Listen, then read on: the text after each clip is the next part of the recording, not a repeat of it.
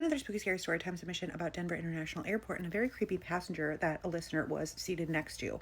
I think this is the second or third Denver International Airport story that we've covered on Spooky Scary Storytime, which, if you're new here, is the series of allegedly true listener submitted experiences about the creepiest or most unsettling things that people have ever experienced. But this story came from Kate, and I changed her name because she flies a lot for work and didn't want to sound crazy.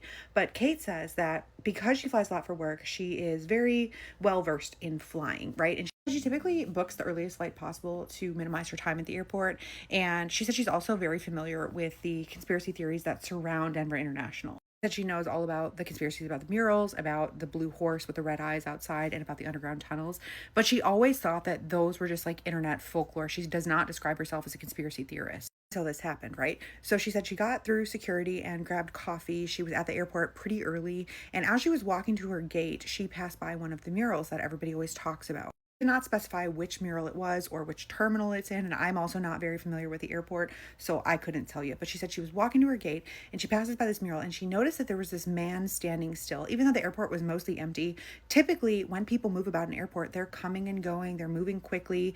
This man was just standing still, and he was standing sort of across the hallway from where the mural was, and he was just staring directly at it, and he was watching all of the people walk by the mural. She said she couldn't put her finger on it, but something about him just seemed off. Like, he wasn't looking at his phone. He didn't have any luggage with him.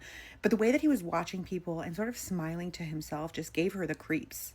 She said she actually remembers looking at the mural to see if there was anything glaringly obvious that he could have been smiling about, but she didn't notice anything out of the ordinary in the mural. So whatever. She walks by him, she goes to her gate, and very soon after that, boarding started. And she was seated in row 18, and she had the aisle seat, and she's sitting there for like 10-15 minutes while the rest of the passengers are boarding. And then she sees the man from the hallway, or like staring at the mural, get on the plane, and he walks to her row and he takes seat 18B, so the middle seat in her row.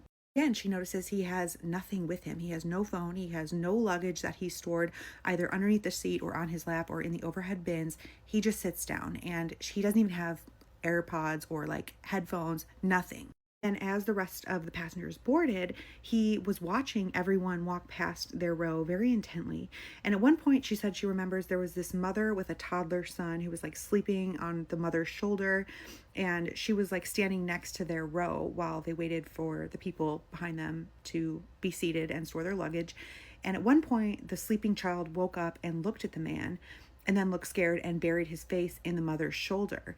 And the man sitting next to Kate looked very disappointed that this happened. Once the little boy did that, the man stopped watching people board the plane and looked out the window. And then the flight attendants started their demonstration about emergency exit procedures and about wearing seatbelts properly. And Kate noticed that this passenger seated next to her was watching their demonstration very intently, like he was completely transfixed. And every time they would do something, like they would reach overhead to get the oxygen tank, or they would mimic putting on seatbelts, the man would copy their movements a few seconds later, like he was practicing doing it. And Kate assumed at this point that this must be this man's first time flying. This thought was sort of reinforced when the plane started taxiing, because the man looked very excited and he was leaned forward in his seat looking out the window.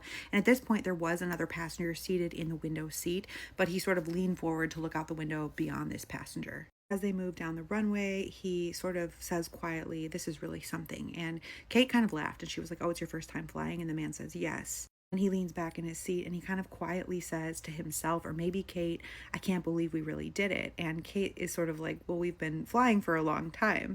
The man just says no. So Kate's like, "Okay, weird." And the plane actually took off. The man was excited again. He leaned forward. He was looking out the window. And as the city sort of disappeared beneath the plane, he even reached out and touched the window, and the city kind of gave way to the clouds, and he was very excited, and he looked at Kate and he said, "What are clouds made of?" And she was like, "I think just mostly water." And he said, "Oh, I'd assume it would be something heavier." She just sort of smiles at him because she's like, okay, this guy is like very excited about flying. I don't really know how to talk to him. And the man says, "They look different from above." It's like, okay.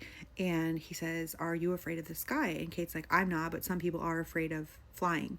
And the man says, "No, not flying, the sky." And he points up. Kate didn't respond to this. The whole interaction was sort of giving her the creeps. And so she just put on her headphones and leaned back and closed her eyes. And she noticed that like the man had leaned forward again and was just looking out the window and would even reach out periodically to touch the window, but it didn't seem to bother the passenger who was seated in the window seat. She didn't even react. Kate only took her headphones off when the flight attendant came by to ask if anyone needed a drink. She took her headphones out. She's like, no, I have water, thank you.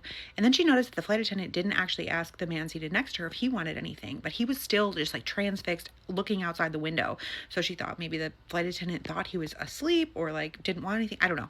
So then she skips over him and she asks the person seated in the window seat if she wants something to drink. And that woman ordered like a coffee or something. Put her headphones back in, but was sort of watching the man at this point. She noticed that he didn't blink.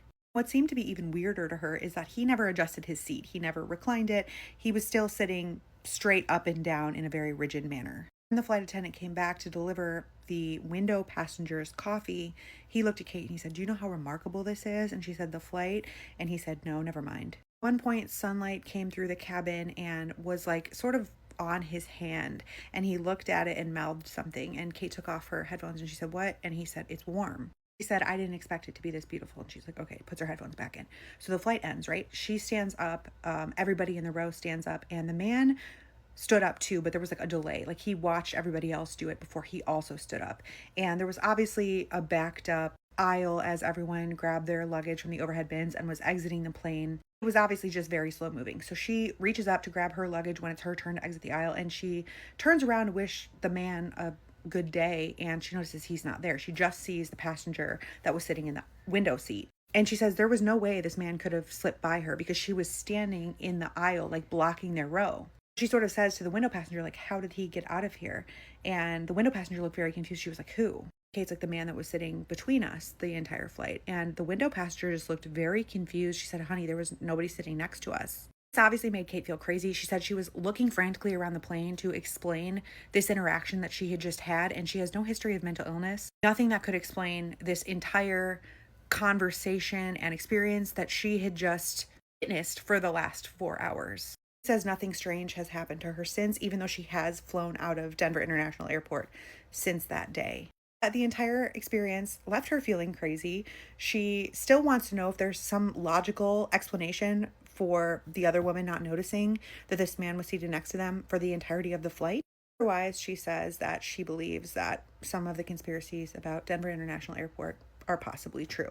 Let her know your thoughts. Her name has been changed, but she will be seeing the comments. And if you have a story you think no one would believe, or something that you've been too afraid to share because you feel like you'll be called crazy, send it in. We would love to hear it.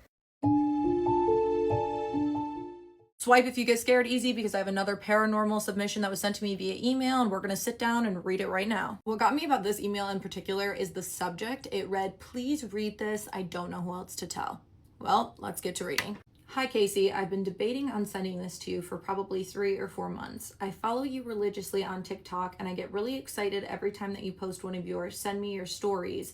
Every time I open up my drafts, but then I chicken out. So I'm just going to type this out and hit send before I talk myself out of it again. You can call me Hannah in the video. I would really like to stay anonymous. I'm from Moosup, Connecticut. If I say that wrong, please correct me. If you've never heard of it, don't feel bad. Most people haven't. It's a little village tucked into an eastern part of the state.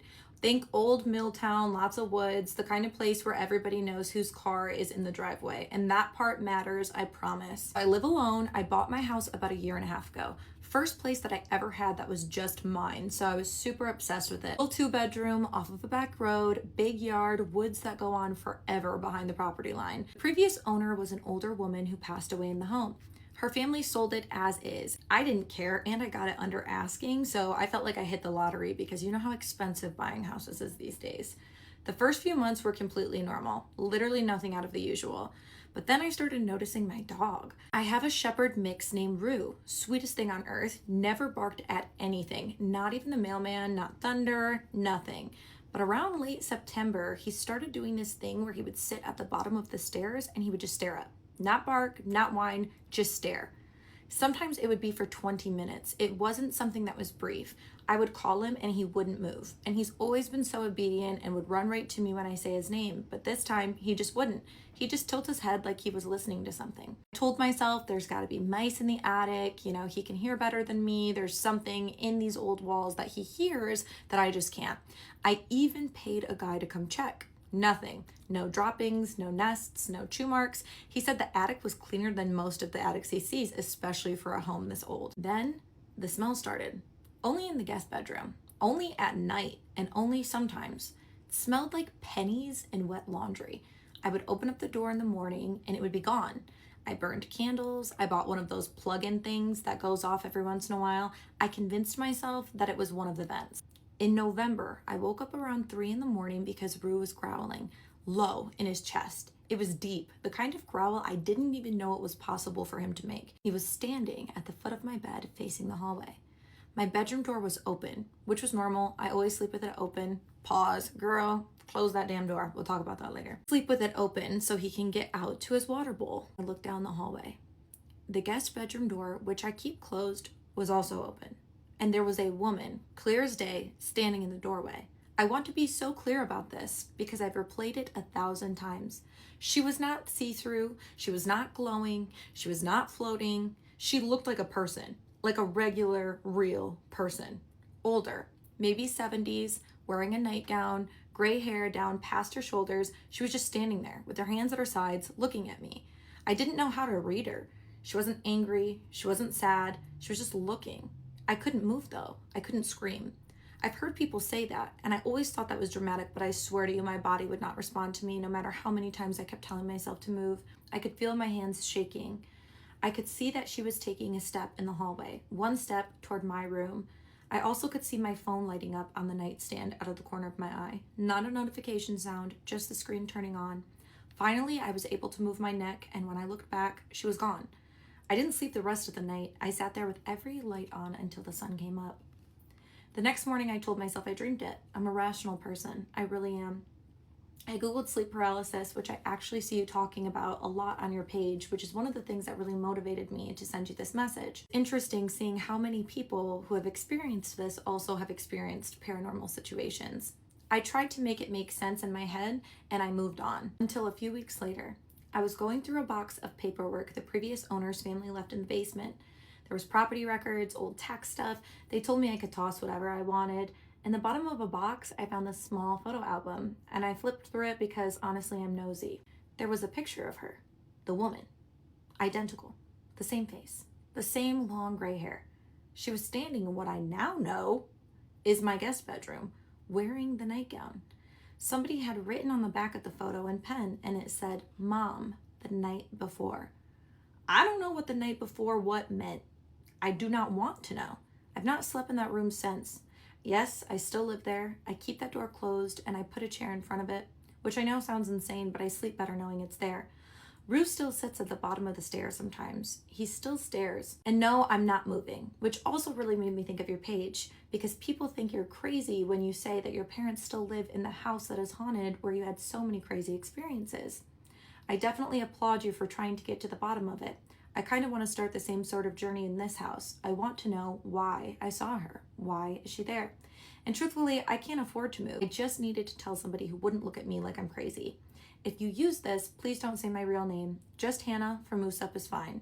Thank you for reading this. I feel a little lighter just typing it out. Hannah. Few thoughts when I read this. And first of all, thank you so much for sharing your story and trusting me to share it on my page. I want to say that I think everybody kind of thinks that sometimes, they're like, why wouldn't somebody move? Why wouldn't somebody move? And the thing is, people don't realize, like, you could live in a brand new house, the property could be haunted. We naturally live in a space where there just are spirits. And especially for people who are intuitive and empathic, I genuinely believe that energy is going to follow them wherever they go. If you guys follow me, that's something that has happened to me my entire life. I also really understand you wanting to know the why. That is exactly why I continue to dig and dig and dig and dig about my parents' house and property. I don't know why I have this internal instinct to solve something, figure something out, but I just do. I think it's very important to note that you didn't feel malice when you saw her. I think seeing anything spiritually can be scary because it feels abnormal, but not every spirit is menacing or is evil or is bad. And I honestly think that a lot of times the kinder spirits are the ones that kind of give you the heavier feeling of wanting to figure something out, of wanting to know, because it feels like there's something unfinished, something they want you to know. Definitely respect that you're staying and that you're wanting to know more things. I'll message you, sending you the links to some of those sites that have helped me out, and I wish you luck in your journey. Thank you again so much for sharing. If you guys want to send your own personal experience to me, the email located in my bio of this page is where you can send your story for a chance for me to be able to read it on here. You can choose to say who you are. You can choose to stay anonymous, whatever is more comfortable for you. And if you're new here and you want to hear more scary stories, make sure to go ahead and give me a follow. You guys let me know in the comments what you thought about Hannah's experience. What are your opinions? Have you ever experienced something similar? As always, thank you for watching. Love you, bye. And this is why I always raise an eyebrow when people say they called me, but I don't have no missed calls in my log. Welcome back to another Paranormal Wednesday Creepy Crew. Please bear with me tonight. I'm not feeling that great. I'm trying to lose my voice. My throat has been bothering me all day. I just couldn't forgive myself if I deprived you of another Paranormal Wednesday story. So there's this guy. He was working night shifts at a juvenile detention center. So one night he shows up for work and his supervisor's like, "What are you doing here?" And he's like, what else would I be doing here, twin? I work here. And the supervisor's like, "But they said you called in a few hours ago saying that you were sick." And even though he's a bit confused, he's like, "Oh, you guys must have mixed me up with somebody else. Wrong message. Nonetheless, I'm here to work and I'm not sick." Me personally, I'd be like, "You know what? Actually, you're right. I'm gonna head out. I was delirious. I don't even know why I showed up." Anyways, he thought it was a bit strange, but he continued on as normal. He was working in the control room, which is over the doors, the phones, the cameras, and all that kind of stuff. So he relieves the guard that's on duty and he gets settled in. Once he gets settled in, he looks at the message that says he had called in earlier that night. It said he had called in at 6:50 and said that he had gotten sick while cleaning up after the storm. Apparently there had been a storm the night before that was a little bad, but not bad enough to where he said he would have to go out and clean up anything afterwards. So obviously he's weirded out about the whole thing. So then his supervisor comes into the control room. He said he and his supervisor are actually friends outside of work, so they start talking about what happened and how odd it was. "You sure you didn't call? Because they said that the folks was saying that you said you were sick." I mean, I don't know. That's what they saying. So while they're chopping it up about how weird it is, he decides to call his wife at home while the supervisor's still in the room. So he picks up the phone, he dials home, and a man picks up the phone. "Wee woo, is this trapped in the closet? Fuck, excuse me. I'm calling my wife who's supposed to be home, and I'm not there. Why is a man answering my phone? I'm finna call. Matter of fact, this is a job for the SWAT team. Not even the FBI." He says the guy in a really raspy voice says, "Hello?" So he's obviously in shock. He looks at the phone trying to make sure he dialed the right number, and he did. And the voice is like, "Hello?" So he like, "Yo, fuck this is." I mean, I don't know, that's probably not how he said it, but... And the person responds, "This is Taylor. Who is this?" So now he's tripping because his name is Taylor. So now he like, "Fuck, where's Ann?" And dude is like, "Ann's in bed. Who is this?" So he drops his phone, tell the supervisor to clock him out. He's like, "I gotta get home right now, because I know damn well my wife ain't got no man at home in my goddamn bed. That's what I know." As he's running out, he hears his supervisor pick up the phone and say hello, followed by, "What the fuck?" So he runs to his car and he is speeding home. He busts through the door, ready to call his wife a no good, cheating, two-timing, Jezebel, hussy, whore. I mean, I don't know if that's really what he was thinking, but how could I if it was me? So when he gets inside, she's sitting on the couch watching TV and she's confused, like, "Why are you here?" So he like, "Nah, twin, who in here? Because I called this house and a man picked up my phone." And she's like, "Yeah, don't know what you're talking about. Nobody's been here." So after a very long talk with his wife, he goes to call the prison to tell them what's going on, but the phone is dead. So he goes back to work. Shout out to him, because I absolutely was not going back. I wasn't. Matter of fact, it's been a long day. Y'all already thought I was sick anyways. I'm gonna stay at this damn house. But he says when he gets there, the supervisor is being weird and he's like, "How the hell are you doing this?" And so obviously he's like, "Doing what?" The supervisor says that whenever he left, he picked up the phone and the person on the other line sounded like him. He said it freaked him out and he hung up the phone. See, I don't know. I feel like I would have been asked questions. So who is this? Taylor who? What's your last name? What year were you born? What's your mother's maiden name? What was the name of your first pet? Some security questions or something, because I need to know. Supervisor says a minute later, he could see him pulling out of the parking lot, but he also had called back from home being like, "What the fuck is going on?" He said that he was really upset over the phone and he's like, "I told y'all I was sick and I don't feel like playing these games." Immediately, this is not a goddamn game. You was just standing right here in front of me. I just watched you walk to your car. And now you telling me you're in bed. I don't know if you're the imposter or if he's the imposter. But somebody's a damn imposter. And I'm going to figure it out. So after convincing the supervisor that he had no idea what was going on, they just went back to work. He later finds out that the phone line for his area had been knocked out the night before by the storm. He says it's the strangest thing that has ever happened to him. That's creepy. Let me know what y'all think happened. And y'all stay safe out there. What would you do if the babysitter you left in charge did satanic rituals when you weren't home? This story is coming from the actual child, now an adult, that the babysitter had been taking care of for this family. In his family, it is only him, his mom and dad. He has no other siblings. So this all takes place when he's around 10 years old and his mom and dad were not getting along very well. So on this particular night, the dad wanted to take the mom out, but they didn't have anyone to leave him with. So obviously they thought to call this babysitter. Now she wasn't new. She wasn't somebody they just found. She had been working with them for a while. Since it was spur of the moment, the dad had to contact the babysitter, asked her if she was available that night, and immediately she answers and tells them yes. The babysitter ends up showing up 2 hours later. They start telling her everything that she needs to do with the son. When the son, the one telling us the story, comes out of his bedroom and sees the babysitter, he starts freaking out. He starts telling his parents he doesn't want to stay alone with this lady. And the parents were like, well, why? What's wrong? She's so sweet. They even explain, like, her voice is so sweet. I've never even heard her scream at you. Like, why don't you want to stay with the babysitter? We've known her like your entire life. So he tells them, whenever you guys leave me alone with her, her voice changes and she does really weird things. Now, the parents did not believe him, of course.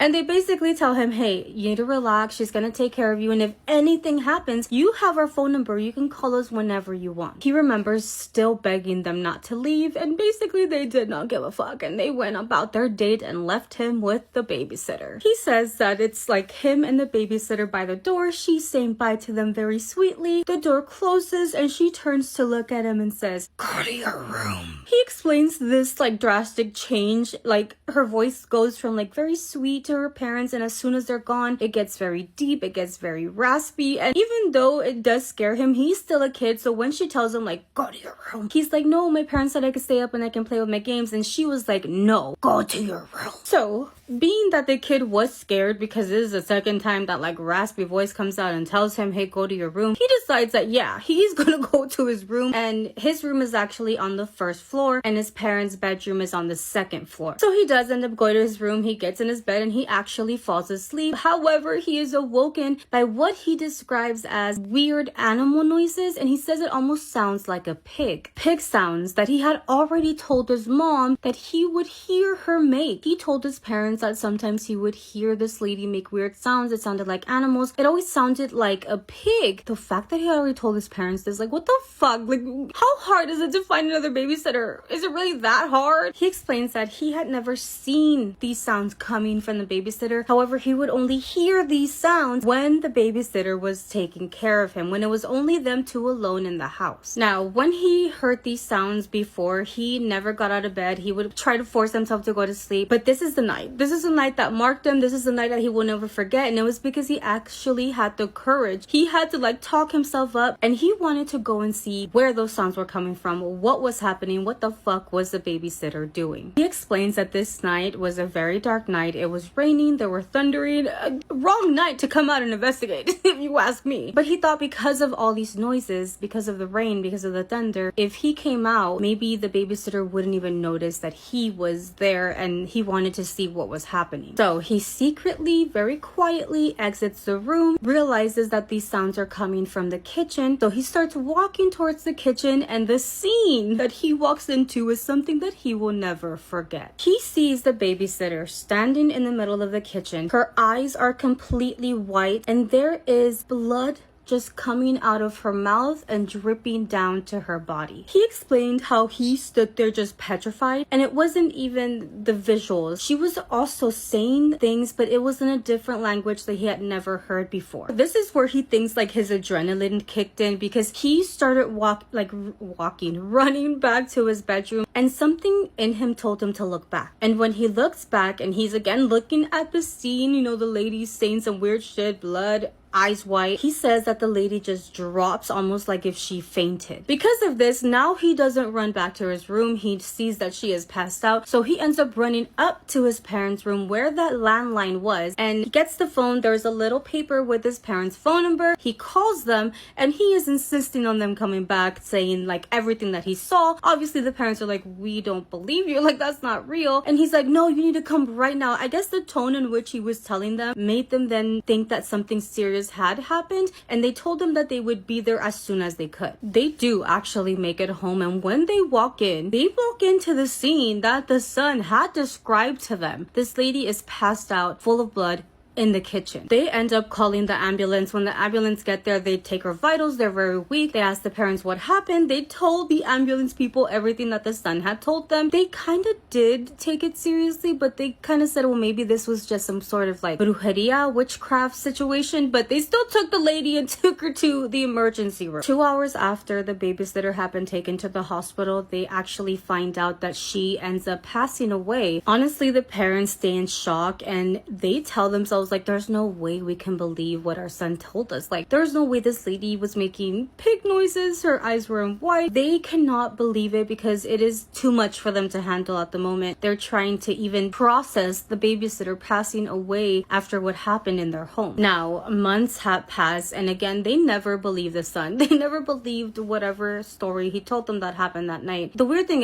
was that the son kept having dreams about this babysitter. He kept waking up because he could swear that he was hearing pig sounds. The parents kept telling him and insisting that it was just dreams, they were just nightmares, it wasn't real. And that was until there was one night where it was raining, it was thundering, and now the parents were awoken because they too heard sound of like an animal, a pig, inside of their home. I did forget a detail too, because the kid had said that when he first walked into the scene where this lady was standing, there was a lot of candles and a whole bunch of pictures of his family surrounding her. Parents never believed them because when they walked in, there was no candles, there was no picture. Thing is, his story never changed, but they never saw candles or pictures, so that could also be the reason why they never believed him, but his story never changed of what he saw that night. So the night where the parents finally believe him is because they heard these pig sounds, very scared. They come down the stairs, and what they walk into the kitchen is the same scene that he had described to them over and over again, with the babysitter standing there, her eyes white. They couldn't believe it. They were also hearing this lady say some things that they couldn't understand. It wasn't Spanish, it was a different language. Obviously now they believe the kid. They grab him, they leave the house. They actually sold the house. Luckily they were able to sell the house quickly. It was in a good area. They were like in a rich neighborhood, so it was a prime area, then they were able to sell it very fast. So years pass, and the family goes back to where they used to live for a visit, and they get very curious about the home. They decided that they wanted to do some, investigating, and they end up going to the house and knocking on the front door. So the new owner comes out of the house, they start talking, and then the parents are like, hey, have you ever experienced, and the new owner shut them up. He's like, don't even continue. He tells them, I know everything you're gonna tell me, I know what you're talking about, please leave my home because she is watching us right now. So the guy telling us the story, he's a little older when all this happened. He says that him, his mom and dad, they all stayed in shock, but they left immediately, and they never went back or tried to investigate what was now happening in that home. I wouldn't even have gone back like another time. Are you crazy after seeing what I had seen in the kitchen? No, thank you. So when I tell you that this story is one of the scariest stories that I've ever told, believe me, because this story has me so freaked out. So with that being said, let's jump right into tonight's story. So grab your favorite tea and settle in, and let me tell you another scary Appalachian story, because of course, this is Tea After Midnight. This story comes from Hannah. Hey Savannah, I debated if I wanted to send you my story or not because I was afraid it would stir something back up.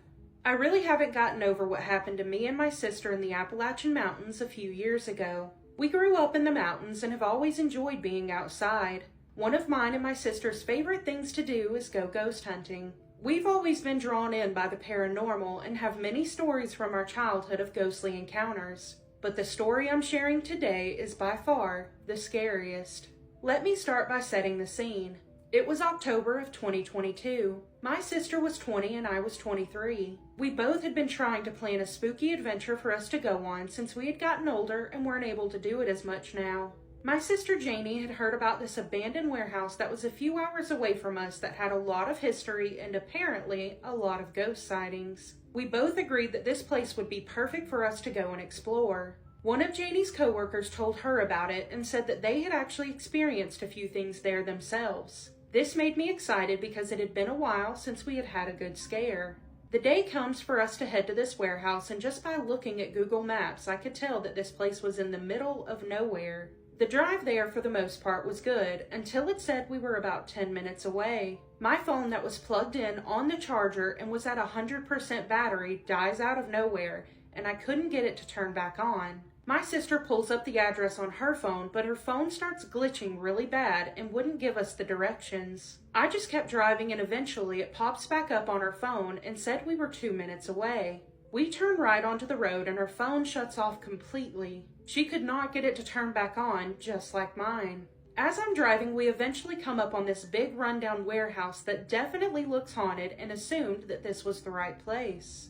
We get out and grab our bags and start making our way to the side entrance that was supposed to be the way to get in. We round the corner, but there was no door or any way in. I asked Janie if this sounded right, and she said no, that her coworker said that there would be a door frame that's open with the door set to the side of it that had been busted off. We walked to the back of the building, and there was a door that was pried open. We ended up walking in just thinking maybe her coworker got that detail wrong. When we entered into this building, immediately I got hit with a wave of nausea, something I'd never experienced at that level of intensity. My sister stopped and turned around and told me that her head was hurting really bad, like she had a migraine. A few moments later, her headache and my nausea disappeared. It was really so strange how suddenly it came on and how quickly it went away for both of us. But we kept walking further into this building that seemed more and more like a maze at this point. This building was definitely abandoned and falling apart and had a very bad smell to it. It smelled like sulfur. Both of us knowing that that could be a sign of a demonic presence, we gave each other a look, and I said that we should be extremely careful with what we say as to not attract anything. The deeper we got into the warehouse, the darker it seemed to get. We had brought flashlights with us, so we took them out and started flashing them around, just checking the place out. My sister was in front of me, and she saw a door that was closed and said she wanted to check out what was in there. She tried to open the door, but the handle wouldn't move. She just assumed it was locked and kept moving. We see a different room with the door open, so we both walked in there. There was nothing in this room other than some old furniture that looked like it had been there for years. It was all turned over, looking like someone had gone in there and tried to break things. But while we were in that room, we heard what sounded like a door creaking open. When you think of a spooky place and a door opening and it makes that distinct creaking noise, that is exactly what we heard. Chills ran up my spine and my sister said, "That's our cue to leave." I was right behind her as we headed out of the room and back into the hallway. There was only one way out that we knew of, which was the same way we came in. We started heading back that way when we got back to the original door that we had tried to but couldn't open, and the door was wide open. My sister and I stopped in our tracks because we knew that door was closed earlier. I stepped in front of my sister to walk ahead of her and tried to walk as quietly as we could by that room. We then hear this pure evil laughter coming from inside that room. Something not of this world. You could tell whatever just did that was something evil and demonic. I immediately grab my sister's arm and start running to pass that room and get out of there as quickly as possible. As soon as I passed the room, I felt my arm jolt back and drop down. I turn around and see my sister on the ground being dragged into this room where that demonic laughter was coming from. I'm in chills right now. On my sister's leg, there was a long arm and fingers that were gripping her leg, pulling her into that room. I grabbed my sister's other hand and used all of my strength to pull her back toward me, away from that thing. I fell back with her in my hands because the thing had let her go. We jumped up and started running as fast as we could towards the door, but behind us, we could hear the loudest banging and running footsteps coming behind us. I know I shouldn't have, but I turned my head to look, and for a split second, I caught a glimpse of the thing that had tried to take my sister. A large black mass with long arms and fingers was flying towards us. And I don't mean flying like it was super fast. I mean levitating in midair, flying at us. But I could still hear banging all around us and footsteps chasing us. It truly was the most traumatizing thing I had ever seen. We make it out and into the car, flooring it out of there. The next few minutes were completely silent. I then start sobbing uncontrollably, and my sister did the same. We have no idea what this thing was, but we do know that it was demonic. Once we were almost home, my sister said she needed to tell me something. She told me that while that thing was dragging her into the room, she saw something else in there that was deeply disturbing. She told me that what was dragging her in there was the same exact thing that I saw flying at us. The large black mass with long arms and fingers. But she also said in the corner of that room, she saw another large black mass standing there, smiling at her. When we got home, we checked her leg, and as clear as day, there is a massive handprint on her leg where I saw the thing grabbing her. I would include a picture that we took, but my sister did not want that picture online. But the weirdest thing about this entire encounter is that my sister spoke to her coworker the next day and told her what had happened. While my sister was describing this place, her coworker said, "Are you sure you went to the right place?" She then showed my sister a picture of the place that she was talking about, and it looked nothing like the warehouse that we went to. The place we were supposed to go to didn't look like a traditional abandoned warehouse. It looked like it was still an operable business. Finding this out sent me into full-body chills, because to this day, my sister and I don't understand how we ended up there or what it was that we encountered. So I don't know about you guys, but I am also in full-body chills right now. Like I said, this is definitely one of the scariest stories that I've ever told.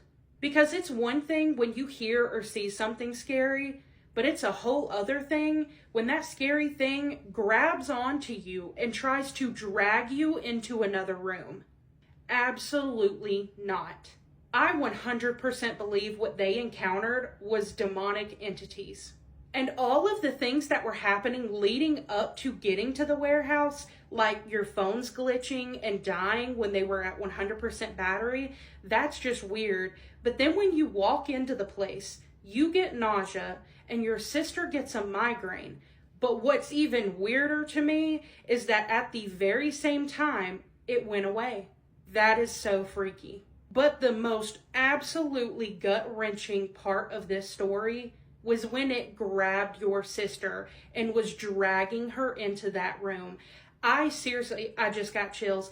I don't know what it wanted with your sister, but I absolutely cross a line when something touches me. That is just a hard no from me. It's one thing to see it or hear it, but it's a whole other when it tries to touch you. But the description of what you said this thing looked like and your sister absolutely just sends chills down my spine every time I think about it. But the fact that one of them was in the corner of the room smiling at her, no, I can't. Ooh, I've got chills. But then when you get home, seeing that this thing left a handprint on your sister, absolutely not. No. But one of the creepiest parts to this story is your sister goes to work and tells her coworker about this, explains the place, and she's like, "I don't think you went to the right place." Shows her a picture, and it surely wasn't the same place. How y'all ended up there, I have no idea. I really, really would like to know, because that is absolutely frightening to just put in an address, you think you're going to the right place, and it takes you to a completely different place that's actually more haunted than you could even imagine. But Hannah, I am so sorry that you and your sister went through this. That is absolutely traumatizing, and I genuinely couldn't imagine going through something like this. So thank you for sending your story for us to be able to hear, but I'm so sorry y'all went through that. But that does conclude this episode of Tea After Midnight. If you have any personal scary stories you want to share, you know I would love to read it. You can email me at the email on the screen or the email in the caption of this video. But as always, you guys, thank you so much for being here. I love you so much. I hope you have the best night, and I'll catch you in the next one. Bye. Imagine finding out that the bedtime rule that your grandmother gave you as a kid wasn't a superstition, it was a warning. Look, I get a lot of scary story submissions and very few really send chills down my spine, but this one was sent in from someone who lives in Sleepy Hollow, New York, and claims to have been stalked by a headless entity throughout her entire life. Sleepy Hollow is considered to be one of the most famous haunted towns in all of the US. Bear with me here because this is absolutely terrifying. The subject line is, "I think a decapitated entity has been following my family for decades." What? Hey Liz, I grew up in Sleepy Hollow, and before you roll your eyes, no, people who live here don't actually spend every waking moment talking about the Headless Horseman. It's mostly a punchline among locals. We roll our eyes at tourists who show up every October in costumes, snapping photos at the old Dutch church like the legend. Like the legend is a mascot instead of a warning. At least this is how I felt growing up. I'm not so sure anymore. She also mentions when she was a kid it used to be called North Tarrytown. Age 8. My earliest memory isn't even an encounter, it's a rule. My grandmother, who lived 2 houses down from us my whole childhood, had exactly one ironclad law: no playing outside after dark in October. Not try to be home by dinner, not watch the time, an absolute non-negotiable curfew that kicked in the moment the sun started sinking behind the tree line. She never explained why, and if we asked, she just looked at us with this strange stillness on her face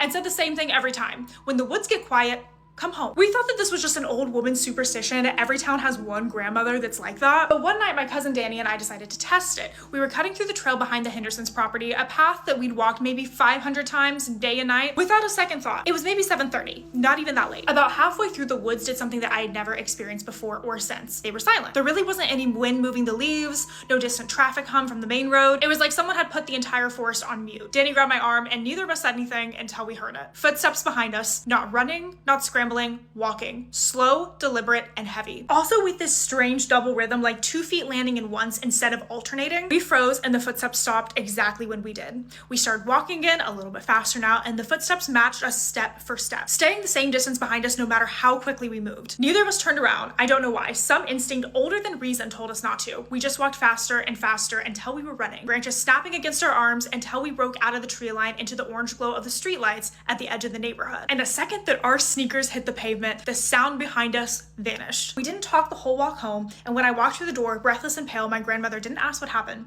She didn't ask why we were out of breath or why Danny's face had gone colder than old paper. She just looked up from her chair and said, "I told you not to stay out after dark." And that was it. She went back to her knitting like the conversation was already over. Age 16. For years after this, nothing happened. I told myself Danny and I had scared each other into hearing things. 2 kids working themselves into a panic in the dark. But by the time I was in high school, it had become a story that I tell at sleepovers, half embarrassed, always ending with, "We probably just spooked ourselves." Then I turned 16 and got my license, and the woods stopped being something that I walked through. It became something that I drove through alone at night on the back road that connects to our side of the town. It was maybe midnight. I was coming home from a friend's house, taking the road that cuts through 2 miles of dense trees before it opens back up near our neighborhood. No streetlights, no houses, just my headlights and white lines. I checked my rearview mirror out of habit just to make sure that no one was riding my bumper, and I saw something standing in the middle of the road. Well, behind me now, in the stretch I'd already driven through. Tall, motionless, wearing what looked like a long, dark coat that seemed to move slightly even though there was no wind. I couldn't make out the face. I want to be precise about this because I've turned it over in my head 1,000 times since. It wasn't just his face in the shadow or that I couldn't see it clearly in the distance, but there was no head to see. Just shoulders, then coat, then the night sky where the head should have been.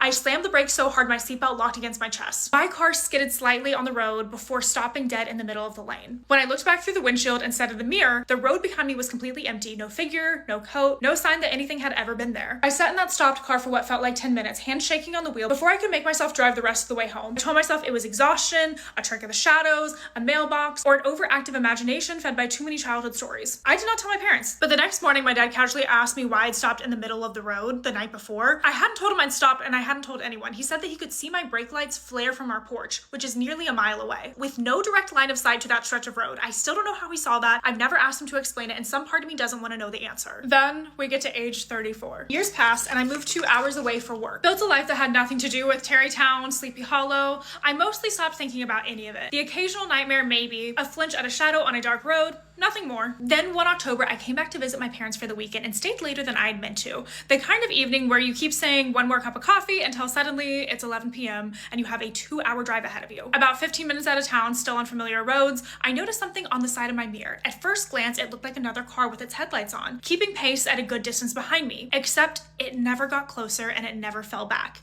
I sped up, it matched me exactly, staying at the same distance behind no matter how much I accelerated. I slowed down, thinking that maybe it would pass. It slowed too, holding the same gap like it was tethered to my bumper by an invisible line. My hands went cold on the wheel. I did the only thing I could think to do. I kept my eyes forward, refused to check the mirrors again, and I just drove. Faster than I should have, my heart slamming against my chest. A few minutes later, the headlights appeared coming from the opposite direction. Another car, finally, rounding the bend toward me. In the wash of the lights, I let myself glance out the mirror once more. Whatever had been behind me was simply gone. No headlights peeling off into the side of the road, no taillights receding into the distance, nothing. It hadn't turned anywhere because there was nowhere for it to turn. It had just stopped existing the moment there were witnesses. Then we get to the attic. A few weeks after that drive, my grandmother passed away. She lived to be 91, and she was so sharp until the very end. My parents and I spent the weekend clearing out her house, and I was assigned the job of going through the attic. Decades of boxes, old furniture, and the accumulated paper trail of a long life. Near the bottom of a cedar chest wrapped in a yellowed pillowcase like it had been deliberately protected, I found a journal from the 1950s. Most of it is exactly what you'd expect. Recipes written in her looping cursive, notes about the church bake sale, a few lines about my grandfather courting her, but one page stopped me. It read, in handwriting pressed so hard to the paper it nearly torn through, "If you hear him behind you, don't look. He wants you to look." I kept reading because that wasn't the only entry. Over the following pages, spanning nearly 20 years, she described seeing the quote-unquote writer on 3 separate Octobers. Once outside the cemetery gate just after sunset, once on the wooded road, much like the one that I'd stopped on when I was 16, though she never named which road it was, and once at the edge of a field at dusk, simply standing there at the tree line facing the house. Every entry described the same sensation word for word, like she'd settled on the only language that fit. She wasn't being chased, she was being watched. And that brings us to today. Maybe it's just a family coincidence, 3 generations feeding the same childhood fear into each other until it becomes something that felt real. Maybe growing up surrounded by the legend planted a seed into our heads decades ago, and it simply grew in the way that stories do, passed down until they start to feel like a memory. Or maybe every legend starts because enough people across enough years experience something that they can't explain,